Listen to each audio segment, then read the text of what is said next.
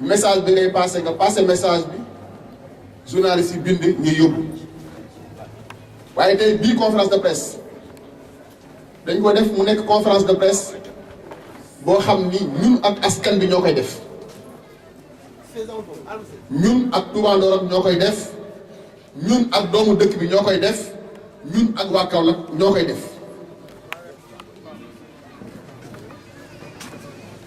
ñi ngi nuyu sunu frère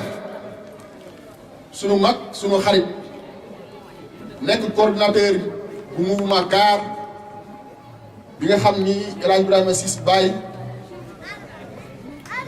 moo ko jiite muy sunu mag Bakar Niang ñu ngi ànd ak délégation sunu frère El Hadj Abdoulaye Ndaw mu doon ku yàgg a xeex fii ci Kaolack nit ñi xàmmee ko ci taxawaayam ci modèle comme jeunesse ñu yàgg inspiré si woon depuis UJTL ñu nekk ay ndaw donc Bakar Niang tey mi ngi fii suñu wet ñëw jàppale suñu du ma waxee Bakar Niang mi ngi fi toog maa ngi wax sunu mag sunu papa sunu nijaay sunu kilifa nekk un grand commis de l'État nekk un homme multidimensionnel nekk wërsëgu Kaolack mi ngi suñu toog suñu wet toog muy doyen Mor Sadio Niang bi ma ko invité wax ko damay def conférence de presse carrément lu ma jàpp dama koy bàyyi pour ñëw fekkee si ko ànd ak sunu waa koñ yëpp ñi nga xam ne ñoo dëkkee fii ci Sam ñëw fekkee si mu fii ci Touba Ndorong mais aussi tamit jeunesse su Taba Ngoye kenn desul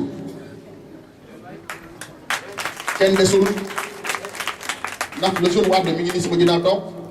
te doo ko waxee rek wax nga ndaw Taba Ngoye yëpp ñoo ngi nekk sunu ay rakk. waaye tey conférence bi de presse bi day fekk ni gannaaw Touba Ndorong ak quartier bi ñuy wax Taba Ngoye dafa am ay xew-xew yu bees des faits historiques en politique te loolu la xewee dañ ko war a saluer moo tax conférence de presse bi tamit ñoom seen taxawaay am ci moo tax une forte délégation de Taba Ngoye ñëw na fekkee si ko donc Olof Njaay dane ku lim juum ku lim doo juum sax dandul matal waaye tey sama bureau des femmes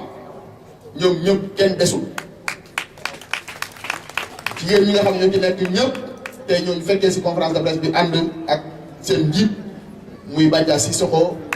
madame Cissé moom tamit dëkkee ci lew na doon jàngalekat te liggéey bu am solo ci kuréel gi maa ngi gërëm nag sant Touba Ndorong seen mobilisation bi tey ñëw uy si ma du ñu waxee Touba Ndorong dañu koy def ci ñetti pàcc wala ba ci ñeent dafa am ñoo xam ne ñoo dëkk fii ci Ocass di liggéey ak man di jàppalante ak man taxawu ci liggéey bi suba ngoon bi day bëccëg tey ñëw Roqi Saw ñoom ñëpp ñu ngi fii tey ci biir du ñu waxee Ocass ñi ngi wax Touba Ndorong extension suñu jigéen suñu xarit suñu sœur di liggéey bu am solo moom tamit Khadijatu Sall mi ngi ni toog féetewoo Touba Ndorong extension du ñu waxee Touba Ndorong ñi ngi xalaat Touba Ndorong jumaa ja tey ñoom Mati Silla ñoom day dama jóg ñoom ñëpp ñu ngi mobilisé wu waa kër sëñ Bassirou Kassé ñoom ñëpp ñu ngi mobilisé wu ñëw ànd teew fi tey du ñu waxee jumaa ja danañu wax nag fii nga xam ne mooy xaaxu te mu nekk une bastion politique importante dans Kaolack am ay cadre politique yu mag yoo xam ne ñoo fa nekk di liggéey suba ngoon guddeeg bëccëg tey ñooñu tamit dañoo jël seen bagage ñëw fekkee si waxtaan bi nga xam ne moom la ñu def tey fii ci Touba Ndorong pour wane rek ni jeunesse bi ñu ngi fi jigéen yi ñu ngi fi groupement de femmes yi ñu ngi fi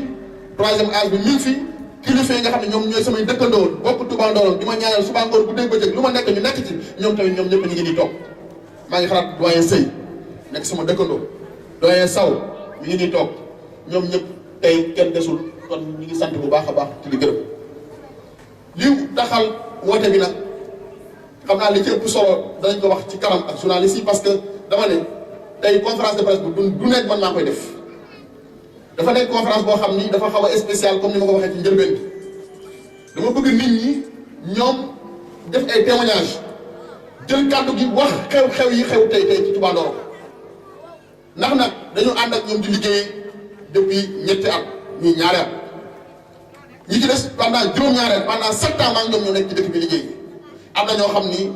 ba ma commencé liggéey depuis 18 ans fukki at juróom-ñett maa ngi ñoom ñoo bokk Kaolack di ko liggéey suba ngoon bu nekk ko ci ñu xàmmee ma ci liggéey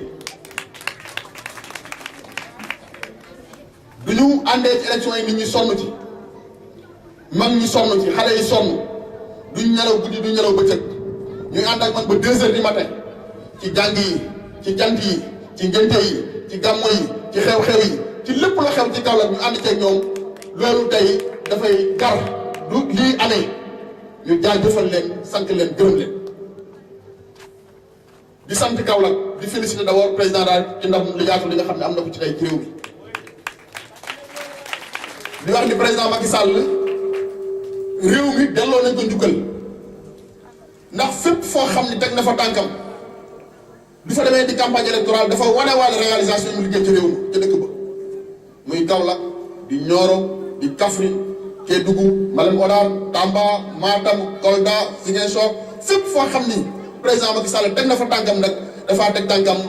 wane ni lii laa leen defal lii laa waxoon askan bi def naa ko moo tax ñu plébiscité ko score bi nga am ñu wax ni 58% envoyé ñi ñu naan ëpp na ko mais damaa jàpp nañ ni sénégalais yi ñoo ko delloo njukkal sénégalais yi ñoo ko delloo cëram ak taxawaayam parce que nit ku bëgg Sénégal nit ku bëgg réew mi la nit ku am engagement la monsieur président Macky Sall c'est un vrai patriote. xam li ñu wax le sens du travail le sens de la responsabilité de la mesure mais xam aussi lii Kaolack sénégalais yi bëgg xam lan mooy seen yitte xam lan mooy seen bëgg-bëgg ci wàllu njàng ci wàllu santé ci wàllu infrastructure ci wàllu mbay mi ci wàllu éducation ci wàllu lépp loo xam ne te soobu na ci président Macky Sall def na ci liggéey boo xam ni jël dal na xelu sénégalais yi moo tax sénégalais yi voté 100% pour moom lii moo lëmbe réew mi moo tax ma ne nit ñi seen xel na dal am na wax yu bare bare yu jolli ci géew bi waaye Olof Njaay dane coow la ca buntu teen ba dañu ne gaañ amul baag la président Macky Sall am na baag am na ñu ko jàppale teen bi mu sëgg am na ndox te defe naa ne tànk na ci jox ñëpp pour wane tout simplement que ñun jiituñ fi ñu jógee xam nañ ci ñu doon jàppale xam nañ ci ñu doon soutenir xam nañ ban nit lañ àndaloon xam nañ ban nit moo bëgg Sénégal xam ne lan mu nit la yéene Sénégal du loolu wéyee ci ndam li lu muy rëy rëy ñun Kaolack lañ ci am man mun naa wax sax génn naa Kaolack maa nga fu ne waaye Kaolack dafa nekk suñu fief politique ma tànn ko nag def ko ci sama xol bii ma def ko sama xol bii jàpp rek ni aw ma lu ëpp Kaolack toxuwuma demuma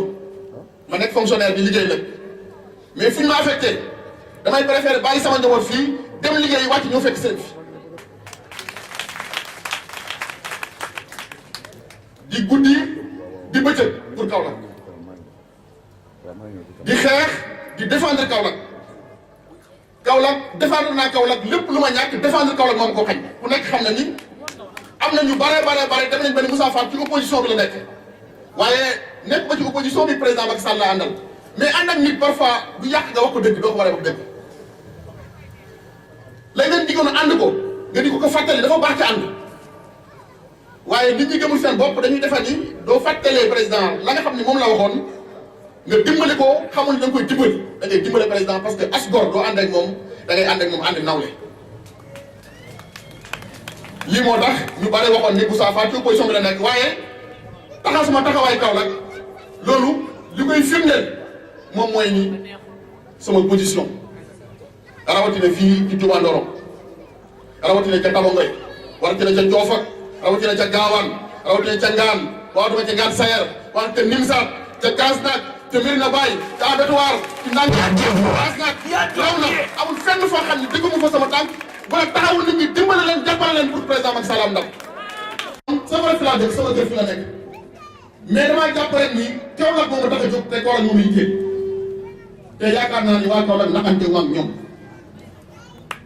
ànd bu dëgg la ànd ak ñoom ànd bu sincère la ànd ak ñoom mu nekk nag depuis 2012 juróom-ñaari at 2012 président Macky Sall ñëw Touba Ndorong ñu gagné ko ñu ngi ko gagné lu tolloog juróom benn junni ci ay carte rëpp na ko sax ñu muñ dem liggéeyi waat organisé waat ne nañ leen liggéey rek population yi l'essentiel ñoom liggéey lañ xam nañ leen liggéey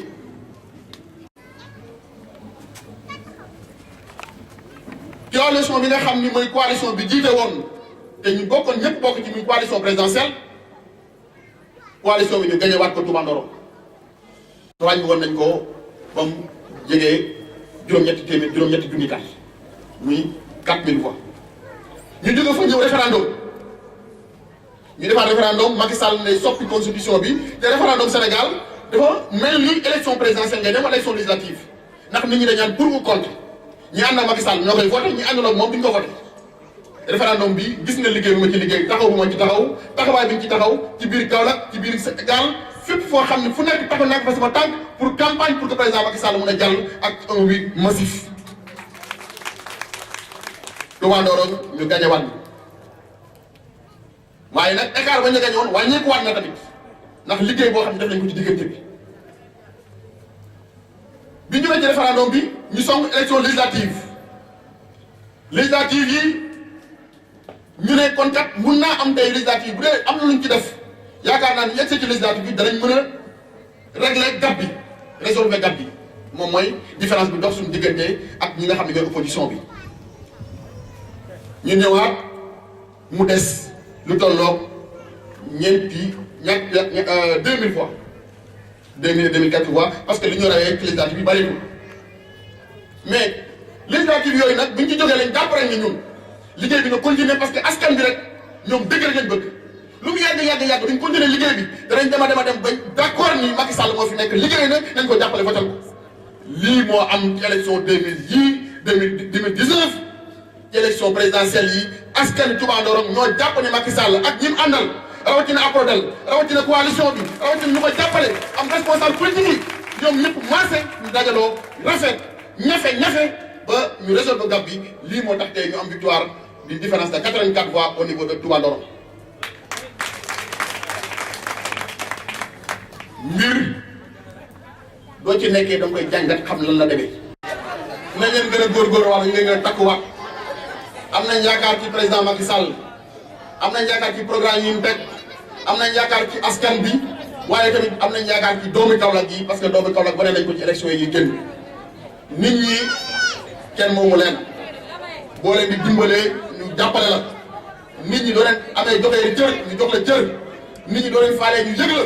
moo tax nañ leen jàppante ñu faale leen te faale askan bi dimbale askan bi suñu kéemtalaay kattan jàppal leen ci jafe-jafe yi lépp loo xam ni taxaw na ñu jàppale ci xale yi rawatina la jeunesse de Kaolack ndaw yi laay gën a jiiñ te danaa ci ñëw léegi ci tubaab du ma jëlee rajo bi pour wax président Macky Sall nag gën a dimbale waat ndawu Kaolack yi la jeunesse de Kaolack parce que am nañ yaakaar parce que tey li nga xam ne moom mooy projet yi nga xam ne woon ci dëkk bi rawatina lu mel ni dragage du port de Kaolack nga xam ni ku nekk xam wax port wax emploi ku wax port wax investissement ku wax port wax travail yooyu ñun am nañ ci yaakaar bu baax a baax waaye du tee ñu gën koo tawat mbiru ndaw yi la jeunesse de Kaolack loolu ci loolu lay tëjee gën a dimbalewaat jigéen ñi président Macky Sall am nay programme yu am solo yoo xam ne def na ko tey ñun kontaan nañ ci muy lu programme mel ni DER bi nga xam ne tey révolutionné nañ dund jigéen ñi ci seen taxawaay yeneen programme financement dans le cadre de la microfinance jàppale na askan bi jàppale na jigéen ñi parce que nee na jigéen ñi moom mooy soubassement programme moom